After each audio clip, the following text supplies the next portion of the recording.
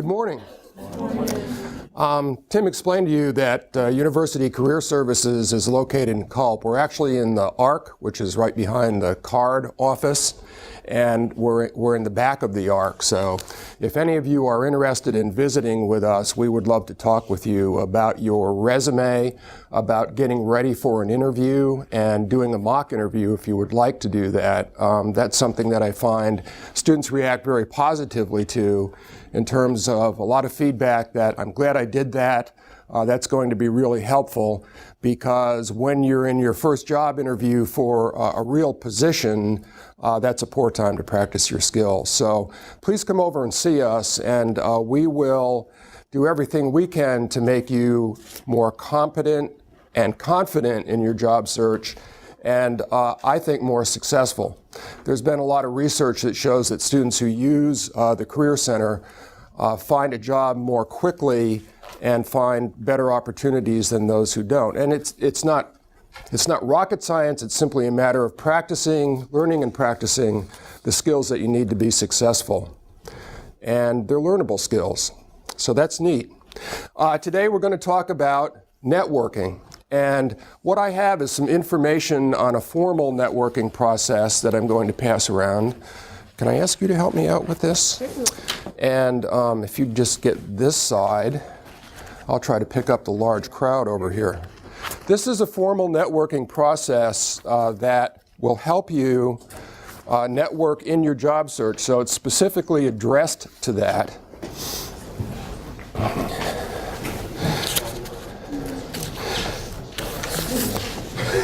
And while it is brilliant and fascinating reading, I'm going to try to make this come a bit more alive for you.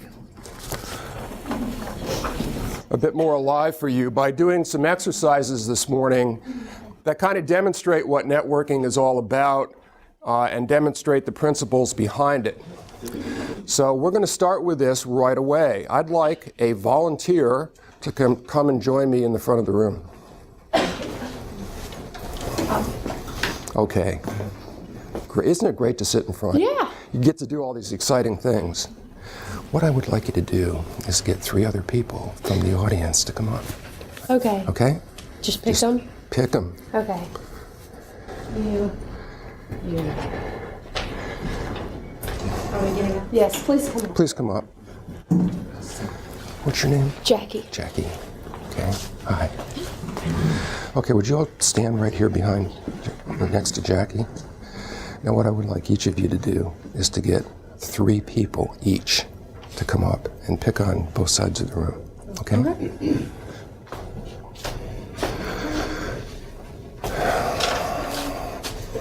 If you know these folks, help them out. We need we need more people to come to the front.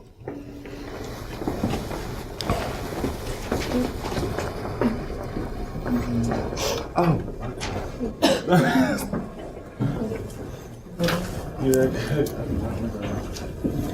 Hi, how are you?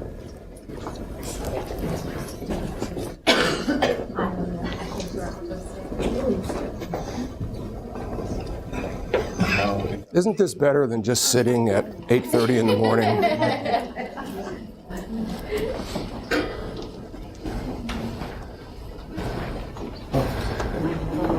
If anyone is new coming in, there are a lot more chairs on the other side. Feel free to come up front. Okay, I just did a little networking exercise, and here's what I did.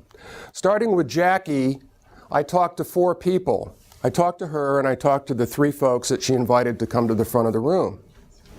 And then I talked to the 3 of them, and I said, can you find 3 people to join us in the front of the room? And each of them did. So this is a simple demonstration of what networking is. The idea is to talk to people you know or can get to know to meet a lot more people. So by talking to 4 people, I had 13 folks join me in front. Thank you. You're great volunteers. You can go relax now. Extra points? Extra points. We'll have to talk to Mr. Baylor about that and see what we can do.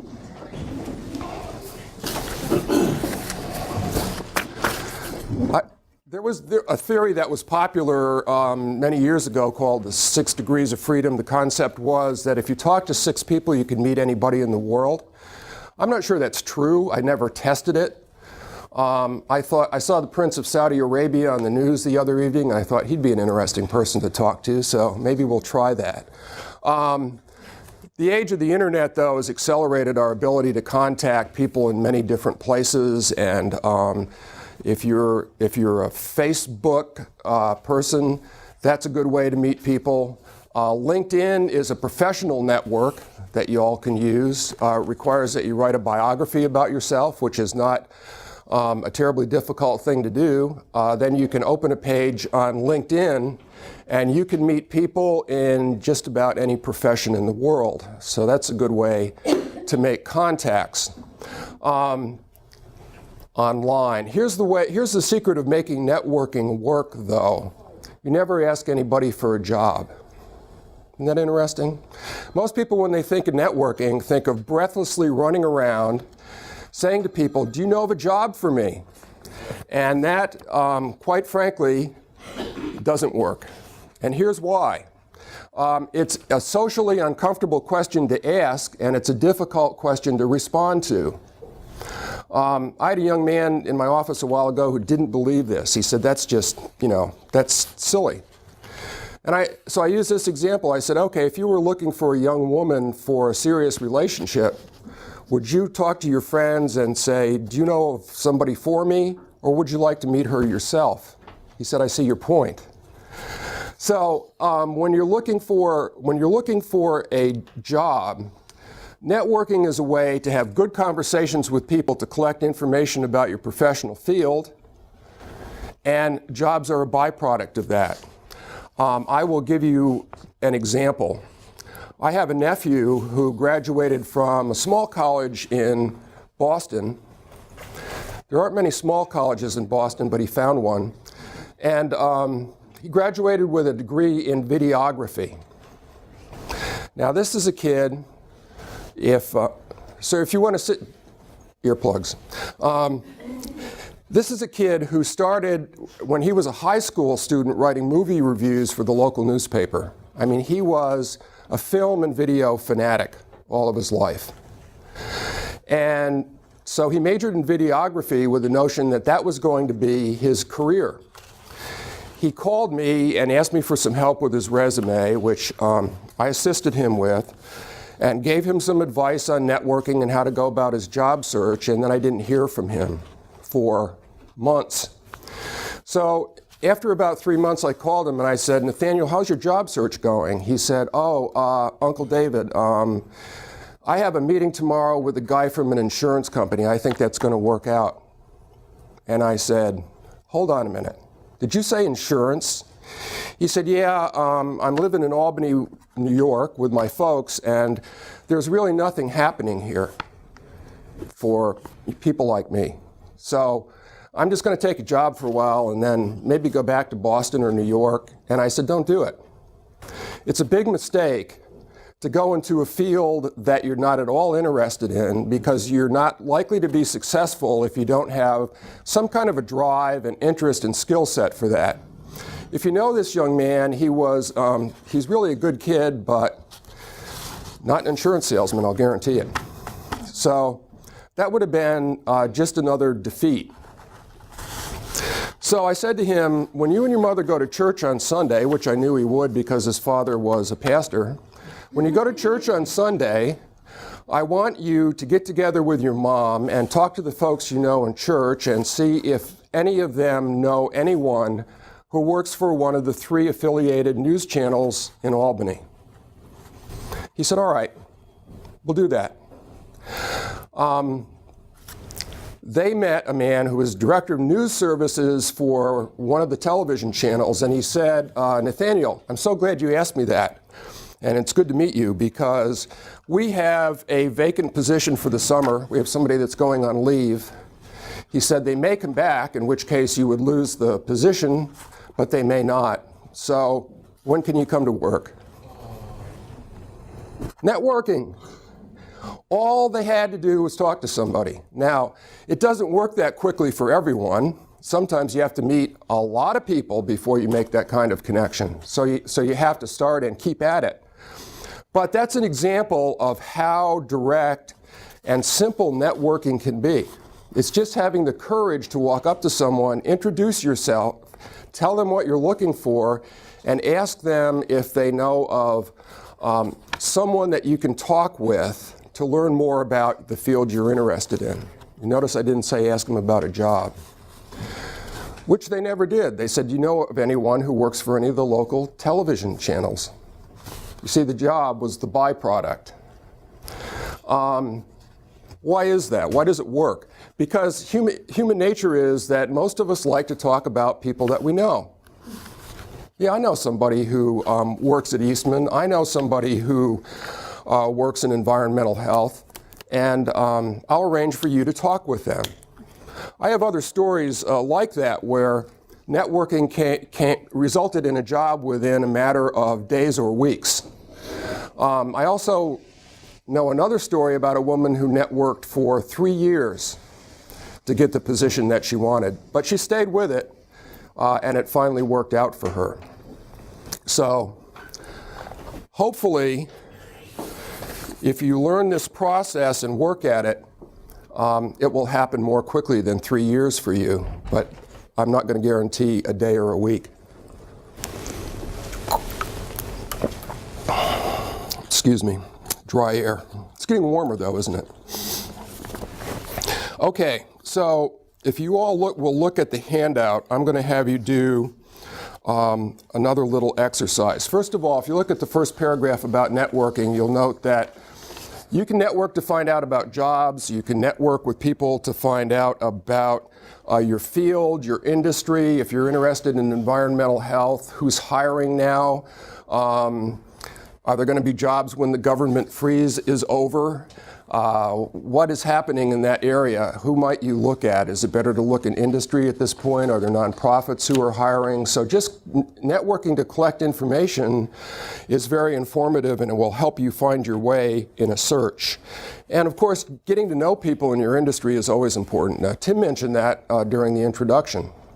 When you work in any field, getting to know other people who work in your field creates a safety net. So you're creating a safety net for yourself by getting to know people who can be helpful if you need to change positions or if you want to find a new opportunity. And likewise, as you get to know people, you will want to help them do the same thing. So it's not all about taking what you can get.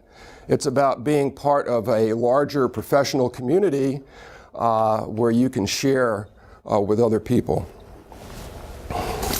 Okay, so in the next paragraph it says, how do I begin? If you go to page 2 at the top, this is how you begin. The first thing that you need is a self-introduction. So I'm going to take a break and give you all a chance to write your self-introduction. And I'd really like you to do this because you're going to need it later in the program. So let me just go through this with you. The introduction will include your name, why you're in a job search. So the example is, I will graduate from ETSU with a bachelor's degree in public health, environmental science, whatever your field is, this May, or whenever you're graduating.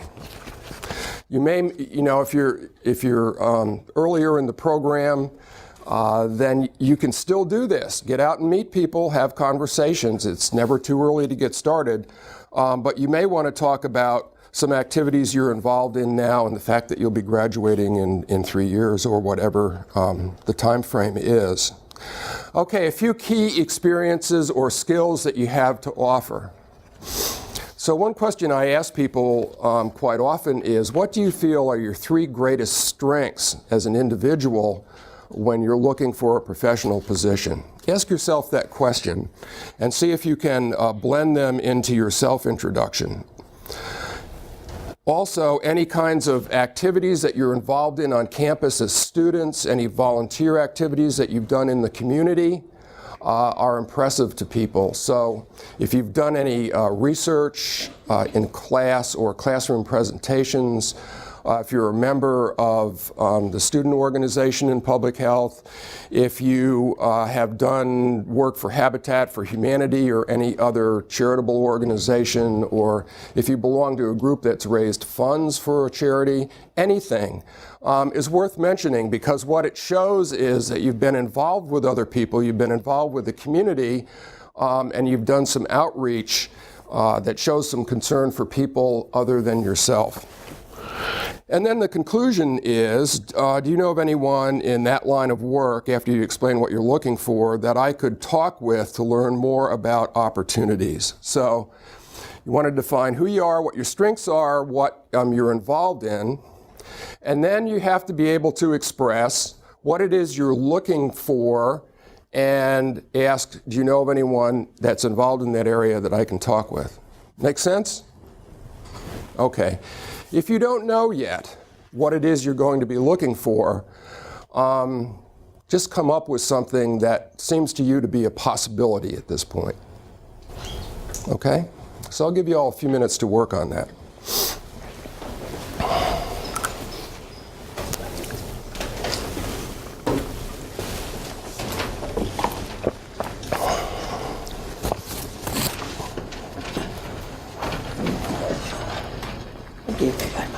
But I noticed one thing that you had in there that said that about 80% of successful job searches are through networking. Mm-hmm. That's a great point.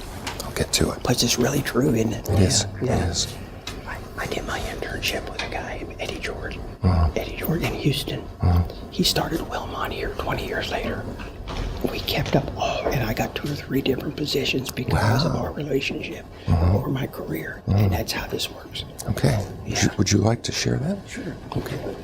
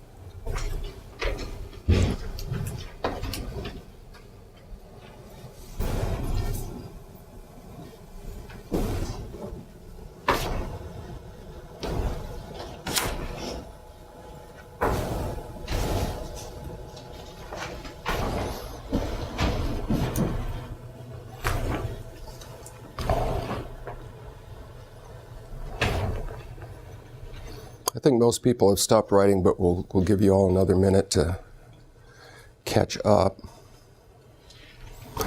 And the rest you can make up as you go along.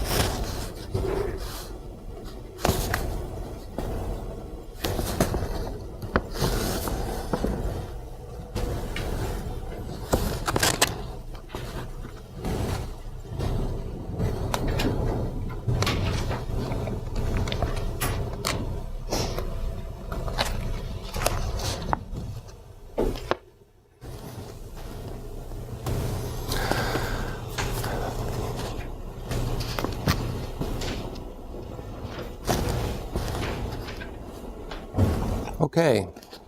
Is there anyone that feels confident enough to share their self-introduction with the group? It's not required. All right. Our major volunteer for the day. Yeah, well, I'm really... I'm really not paying her enough to do this. Okay, hello, my name is Jackie Sikora, and I will be graduating from ETSU with my bachelor's in environmental health. I'm positive, outgoing, and have been affectionately referred to as eccentric. I take care of East Tennessee's old and disabled citizens in their homes, as well as volunteer at Tipton Haynes Historic Site, and I am an active member of ECO. Do you know about anybody in my field I could talk to and learn more about opportunities? Sure. I just need to understand your field a little better. So what are you looking for? I would really like to do research or make a difference in East Tennessee's environmental health. Okay. So you might be looking for a government or nonprofit agency? That would be excellent. Okay, I know several people I'll get in touch with and ask them to meet with you. Great. Okay. Oh, thank you. Thank you. See how that goes? For those of you who tend to be extroverts, this will be a very easy exercise. If you're more maybe a little bit self-conscious or shy, it's difficult to get started, but that's why in the next section you see the make a list, and there are examples of people that you will want to contact first as you begin networking. So you'll see members of your family, classmates, faculty and staff here at ETSU that you know, perhaps people that you know in your community, your church, people that you feel comfortable talking with because you've already talked with them. That's the place to start, and that gives you a chance to learn how to very naturally and comfortably express to people what it is that you're looking for and have this conversation. And I tell even professionals who have been in the field, never leave anyone off your list because you assume that they can't help you. You know, Uncle Harold doesn't really know of anybody in public health. He's in farming. Well, Uncle Harold may well know people that you have no idea he knows. So ask the question. And very often people get great introductions from members of their family, from friends. So that's the place to start. And the concept is that there are 3 levels, okay? Level A is friends and family and acquaintances and the other examples that I used. Level B are people in positions or organizations that you would like to work with. So the idea is to use your A contacts to get to B. There's a 3rd level, level C, and those are hiring managers, people that can hire you for a position. So the whole approach here is to work your way from A to B to C. Make sense? Okay, so we're going to do one more exercise. And that is that I would like all of you to find a partner, or if that's inconvenient because of your seating arrangement, form a group of 3. And practice your self-introduction with each other. And if the person asks you a serious question and you can help them with any kind of a referral or somebody you know, please do that. Go. You're on.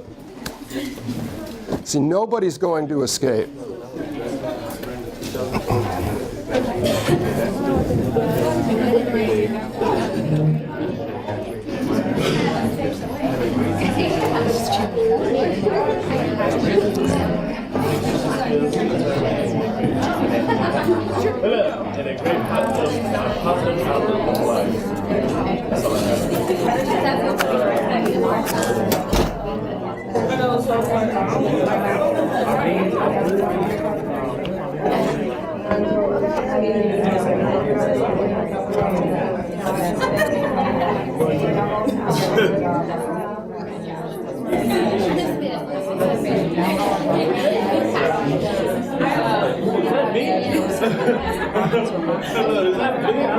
Am I losing people because of class or because they're bored? Some of, Am I losing people because of class or I because don't know. It could be classes. Some of them. I know it wasn't turned out to be a neat. That's why we ended up moving. Partly this. That may be part of it. No, I don't think so. I'm currently a member of the Certainly, some of the folks in the room, this is totally new news to them. Right. And so how to get the folks, many things are like this, I guess, but to really believe us. Okay, we'll work on that. This really, I mean, this is, Yeah. and it's not, the hardest part of it, I think, is your own apprehension. Right. Yeah. Sure.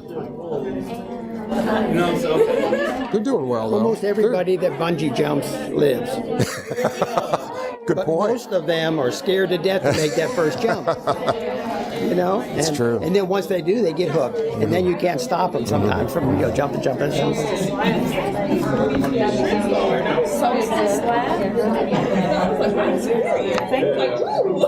That was good. I'm going to use Great. that. Yeah. I'm going to use that.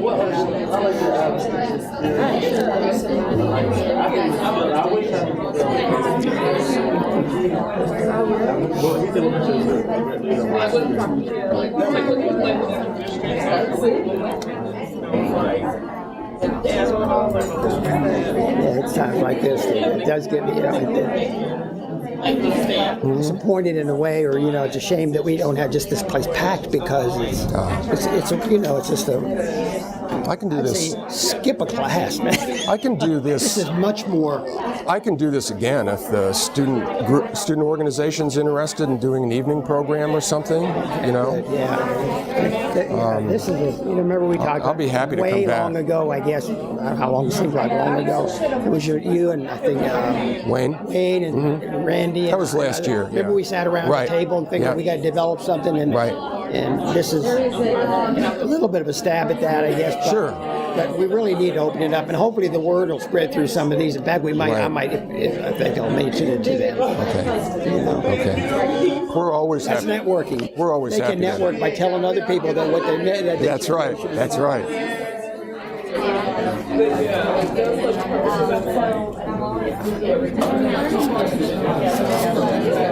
Okay,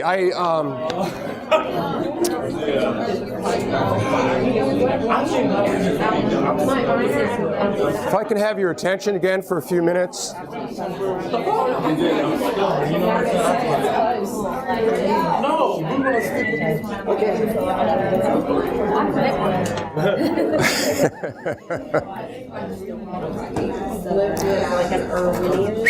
I hope that doing this little exercise gave you a chance to see that you can have this conversation with someone and live. Tim just had a good analogy. He was talking about bungee jumping, that some people are scared to death. In fact, just about everybody is, right? If you haven't done it, and then you get hooked, and you want to go back again. The same applies to any kind of physical or outdoor sport, I think. It's always a little intimidating when you start out. But what you find is that when you learn how to work it, when you learn the rules and the moves of making these conversations good conversations, then you want to stay with it, because it is productive. It's helpful to you, and it's very often helpful to the person that you're talking with. So, why do this in the first place, though? There may be some of you sitting here saying, there are so many jobs online. Why am I going to go out and talk to all these people? Well, there are a couple of answers to that. But the first one is that because it's so easy to go online and crank out job applications, it doesn't work very well.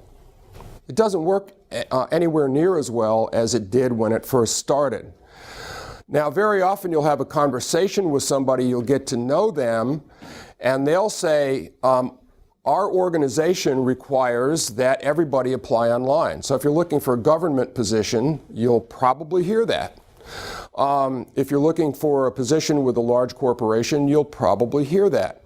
It's not the same thing, though, when there's somebody on the other end who has met you, who knows you, and who will be looking for your application. Do you understand the importance of that? Because trust me, organizations get so many online applications from so many people that they very often don't have the staffing to even review everything that comes in, let alone respond to it. And by the way, If you get a response to any application that you do online, it's rare. There are some companies that still do that. I think Eastman, for example, I talked to their recruiter recently, and she said that they do reply to everyone online. It's taking them longer to do it, but that's a rare exception. Most companies don't. So you can be in a job search for a very long time, not hear from anyone, and feel like it's hopeless. I'm not going anywhere. 20% of people in a job search get their job through applying online, looking at bulletin boards, looking at local databases, going into professional magazines, newspapers, and all the other formal ways that people might look for a job or find a listing. 20%. The other 8 out of 10 find jobs through networking. Now, it may not be the formal process that we're talking about today, but 8 out of 10 people get jobs from other people that they had a conversation with, people who have a connection for them. So this really is very important, especially when you're looking for a professional level position. Sometimes I hear students say, I really don't care what job I have, I'll do anything. And I'm always tempted to say, you're in luck because I passed 3 help wanted signs on the way to the office this morning. But that's not, nobody really means that. That's not what you're here for at ETSU. You're here to prepare yourself as a professional. And networking is part of being a professional. So that's what works in the job market. The other thing that you might have seen on the first page of my handout is a reference to the hidden job market and the open job market, or the formal job market. That's what I just talked about. The formal job market accounts for 20%. Now, what's referred to as the hidden job market may not really be all that hidden. There are all kinds of situations around work that as a career seeker, we very often don't understand. But a lot of companies, for example, especially today, are sitting on positions. They're not opening them up because they're waiting to see what happens with their business, with the economy. But they might open one up if they meet just the right person, somebody that they need on their team. You see, the truth is nobody has a position to give to you. Nobody has a position to give to you. What they have is a set of needs to be met. So if you're the person who meets their needs for something related to your profession, very often a job will be created for you. And by networking your way in, you set yourself up as the person who gets face time, who's recognized, you build positive relationships with people. They will try to help you. One more example I want to give you. I worked with a young woman in Raleigh when I started my career in careers. I've spent pretty much my whole life in student services. But I made a conscious decision that I wanted to move in the direction of career consulting because that's what really fascinated me. So I was working with a private career center in Raleigh, and this young woman came in who had just moved to the area from Durham, New Hampshire, which is ironic because she was very close to Durham, North Carolina. But from one Durham to the other, she was in a place where she didn't know anyone, and she was there to get married to her fiancé, who was working with a local computer company. Her background was in marketing, so she went to one of our programs on networking and took it seriously and developed her self-introduction and went out into the world to make it work for her. So one day she was standing in a sandwich shop, and she was in line waiting to order her lunch, and she turned to this person behind her, a young man who was just standing there. She didn't know him. She did her self-introduction. And she said, I have a background in marketing with a publishing company in New Hampshire, and I would like to find a marketing position here in the Triangle area of North Carolina, but I don't know anyone. Do you know of anyone in marketing that I could talk with to learn more about area opportunities and professional organizations and what is going on in this area? And he said, well, I have a friend in marketing and I'll introduce you to him, but don't tell him we just met, okay? He was talking about his university roommate who was the vice president of marketing for a local corporation. So He arranged for the two of them to meet. They did.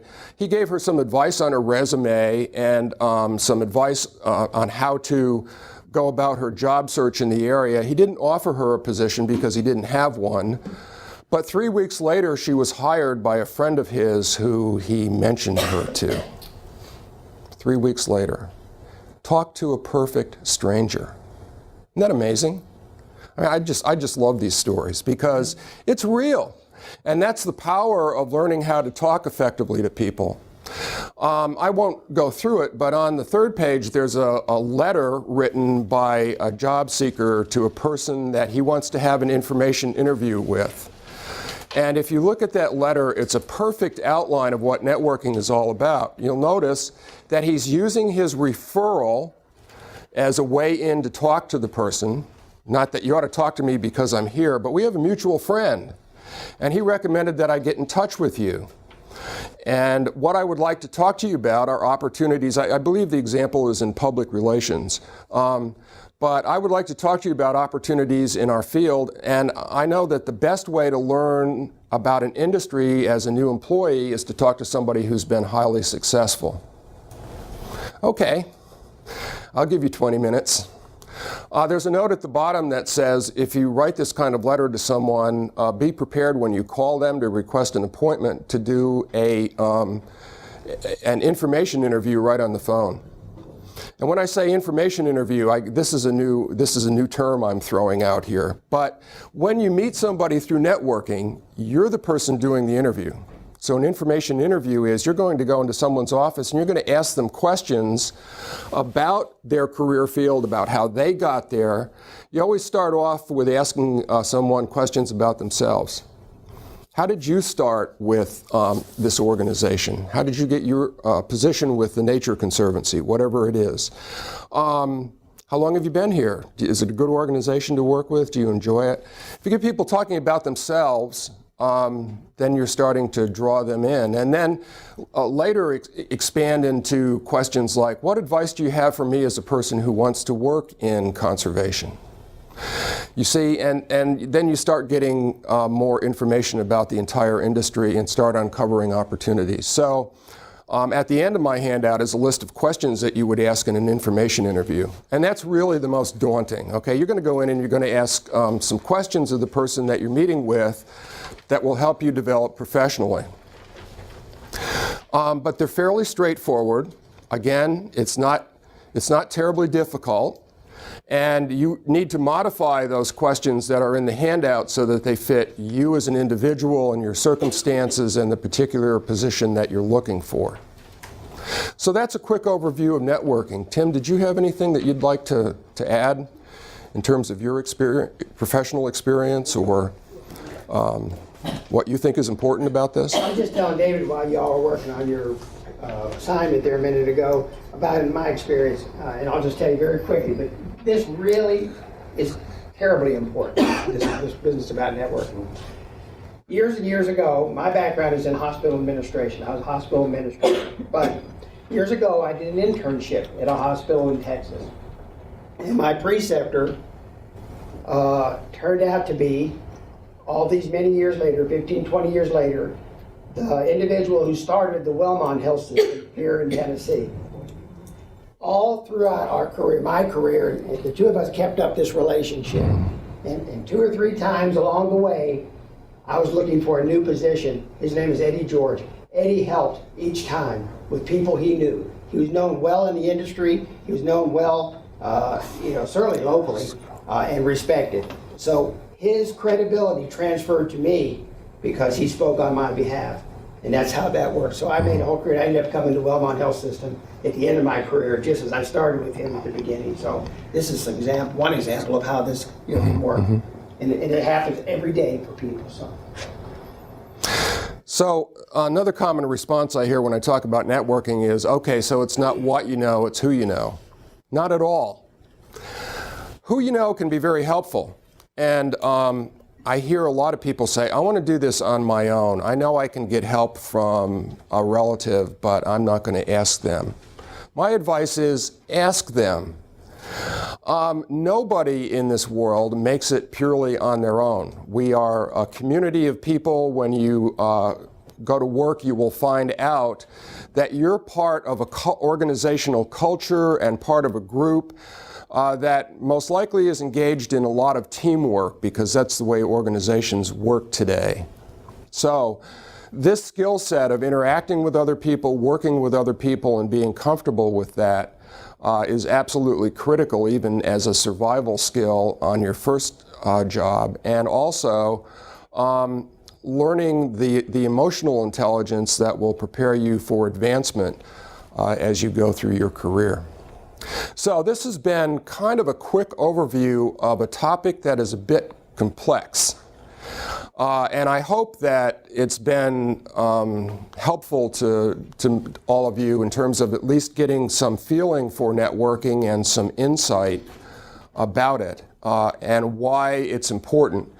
It may not be a skill set that you will apply today or tomorrow, but as you move forward and you're approaching your senior year, if you have decided to go to graduate school, if you've decided to go into a professional position, start your network. Don't wait until after you've crossed the stage, because at that point, you don't have the support of the community that you have here at ETSU. You're kind of out there on your own, which can be a very uncomfortable place to be. And yet I see too many students do that. So please stay in touch with your faculty. Come and see us in University Career Services. We'd love to meet you and help you work through not just networking, which again is usually the last thing we talk about because of its complexity, but also having a great resume to show to people and a good story to tell when you go into your interview, and an understanding of the kinds of questions you may be asked and why they're asked, and how to phrase your answers. So, I've enjoyed talking with you all this morning. Do you have any questions of me about any of this? I think we've got a room full of professional networkers. I was impressed with I was impressed with the conversations you all were having. I don't know if you were talking about jobs or what's going on this weekend, but you all seemed really involved. Was that helpful? Yes. Okay, great. I'm going to throw a few more things because we have an audience, and when we have an audience, I got to speak. So. Oh, absolutely, absolutely. For those of you who are here, thank you. And I think that probably most of you can see that this makes real good sense, and I hope you're saying, I'm glad I heard about this if you hadn't heard about it before. But there's a lot of empty seats in here. So as now trained, highly skilled networkers, I'm going to ask that you try to spread the word about this a little bit. Not just on behalf of the Breakfast with the Expert program, which is good, but if this turned out to be something you felt was valuable, tell other people about this, because they can still get the same information. Dr. Magee said, I'll be glad to do this again. I can do it in other formats. I can do it through PHSA. I can do it other ways. But it's just frustrating and disappointing, because this is good stuff that we can give to you. And I hope you'll help share this with your colleagues. And that is, in effect, a little bit of networking that way. And so it's not to practice networking, but try to get more people to understand this, because you'll be helping them. And or go ahead and practice networking. Yeah. Sure. Yeah. But it happens again. This goes on all the time. And as Dr. Magee said, 80% now, roughly 80%, the vast majority of successful job searching is through this process. And if you think about it backwards, if you were the person that someone was coming to, you've been in your career now for a few years, don't you want to help? You probably want to help them. If you have an opening or a position within your organization, wouldn't you like to have someone you know in that job than rather shooting blind at what you might be hiring in? Of course you would. So this works two ways. So again, we are very, very thankful that you did this. And part of our commitment here at the College of Public Health is really to provide as many opportunities to help share some of the skills and techniques for what comes after graduation, because I think the vast majority of y'all are here for the purposes of launching a career at some point, if not after graduate school, even sometimes before graduate school. And the services we have here are outstanding. Last semester we talked a little bit about resumes. Dr. Magee and his team will help you develop a resume. If you have one, they'll review it. They'll help you work with it. If you went outside to have this done, and there's companies that you probably hear about all the time, you probably get some kind of an advertisement, online or something. We prepare resumes, and you'll pay hundreds of dollars for that service. It's free here. It's here for you. The same thing, if not better, is here right now at no cost. So don't miss out on that, because folks here know you. They know ETSU. They're putting you and that job search together. These outside organizations only know half the story, if that, and that's knowing whatever you tell them about you. So again, thank you so much for coming. Sure, you're welcome. I just want to say one more quick thing. Even if you're going to graduate school, which I haven't talked about a lot, networking is still very important. And I always advise students, you'll understand the formal application process by reading the catalog, but you're not going to know a lot about the school you're applying to other than what they say about themselves. And I have found historically that the self-story that's told is a little bit elevated, if you know what I mean. Which is fine. You just have to understand, that people, when they're recruiting, are trying to attract talent. So I tell them, make sure you read the faculty section, read the background that the faculty have, what their research interests are. Many colleges publish that, or if they don't, you can find out in other ways. And network into the department. Call a faculty member. Ask them about their research. Let them know who you are, the fact you're applying, why you're interested. That's networking. And what it does is make you a real live person who, if I'm the faculty member, talk to me in this process of applying. I don't know who all these other people are. But it's nice to hear from somebody that's interested in my research, right? And don't ignore the department office manager or secretary. If you have questions about when are decisions going to be made, when might I hear something, I understand it's rolling admissions, but how does that work there? Do you literally hire people up to the last week, or bring people into grad school, rather, up to the last week? Or is there a cutoff that would be helpful for me to know about? And you'll be surprised at how much information you get if you just engage somebody in conversation. So this networking concept is certainly a method to advance your career, but it's also a habit to get into to help yourself through the rest of your student life and the beginning of your professional life. So you've been a great audience, and I appreciate it. Thank you.